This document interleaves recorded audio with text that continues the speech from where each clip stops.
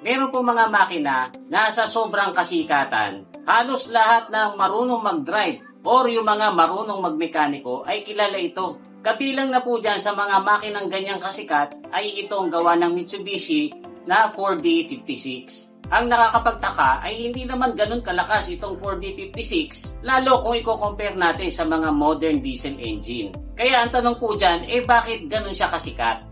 Yan po kasi ay dahil sa mayroon na itong napatunayan. Proven po ito na matibay. Proven ito na mas tahimik kung i-compare mo dun sa ibang mga diesel engine na kasabayan niya.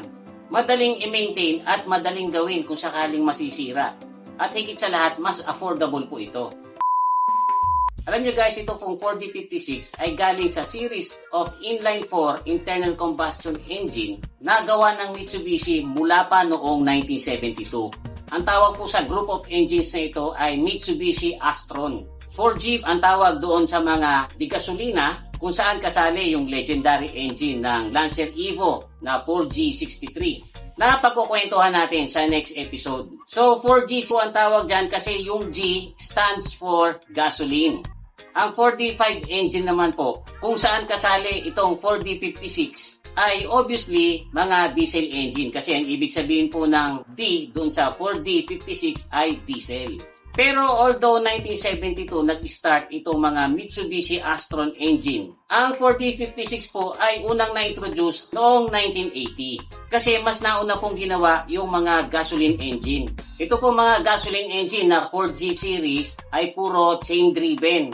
Pero ang 4D5 engines naman ay ginawang belt-driven para mas tahimik at saka mas affordable kaysa doon sa mahigpit niyang kalaban na gawa ng Isuzu na 4JA1. Alam nyo ba guys na although sumikat itong 4D56 na ginagamit sa L300 o kaya naman sa Pajero, ang unang 4D5 engine ay ginamit po sa mas maliit na sasakyan. Ito po ay ginamit sa Mitsubishi Galant Eterna noong taong 1980 hanggang 1983. Pero hindi pa po 4D56 ang ginamit sa Galant noon kung hindi 4D55 na 2.3 liter lang po ang displacement. Pero kahit na 2.3 liter lang po ang displacement itong 4D55 ay ginamit din po nila ito sa Mitsubishi Pajero noong 1982 hanggang 1986. Sa Mitsubishi Delica or L300 noong taong 1982 hanggang 86 din.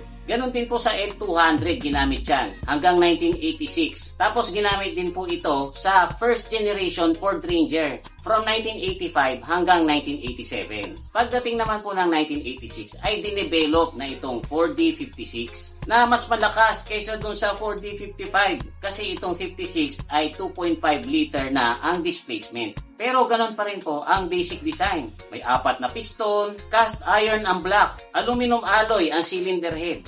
Mechanical pa ang fuel injection pump nito nung una, pero nung year 2000 ay may lumabas na rin po na naka-common rail direct injection or CRDI. Yung pinaka-basic version po ng 4D56 ay 74 horsepower lang, pero marami pong sumunod na versions na mas malakas. May lumabas po na version na may turbo pero walang intercooler na hanggang 84 horsepower. Yun naman pong naka-turbo tapos may intercooler hanggang 90 horsepower. Tapos meron din pong naka-turbo, may intercooler, and then liquid-cooled yung turbocharger. Kaya naman po nito hanggang 94 horsepower. Then pagdating po ng 2001, lumabas yung first gen na naka-turbo intercooler. Pagkatapos si RDI, 114 horsepower naman po ang kaya nito. Then lumabas po yung second gen, naka-turbo, naka-CRDI, na kaya hanggang 134 horsepower. Then lastly, lumabas po yung third gen na naka-turbo intercooler. Pagkatapos naka-CRDI din, umabot sa hanggang 175 horsepower ang kayang ibigay. Ganyan po karami ang naging versions nitong 4D56. Kasi napakarami pong sasakyan ang pinaggamitan yan. Kabilang na po dyan, syempre, yung Pajero, L300, L200 pickup. Ginamit din po yan sa Mitsubishi Nimbus, Space Gear at saka Adventure na naging popular dito sa Pilipinas. And then, ito pong design ng 4D56 ay ginamit din ng ibang mga car companies katulad ng Hyundai, kung saan ito ang ikinabit nila sa mga sasakyang Hyundai Galloper, Hyundai Grace, Hyundai Starex. In some countries, ginamit nga po ito sa Kia Vesta at saka certain models ng Asia Rockstar. So guys, yan po ay naikwento ko sa inyo kasi maraming nagre-request niyan. At yan pong makina na yan ay hindi iba sa akin kasi mayroon po akong Mitsubishi Adventure na 2001 model. Tapos nagkaroon din po ako dati nung Hyundai Grace. So guys, I hope na na-enjoy nyo itong konting kwento ko tungkol sa Ford D56. Sa susunod po kwentuhan natin ay yung gasoline counterpart naman ito na yung mga Mitsubishi Astron na 4G series. Muli, ito po si Kuya Mikmik na nagsasabing palagi kang lamang pag marami kang alam. Bye-bye!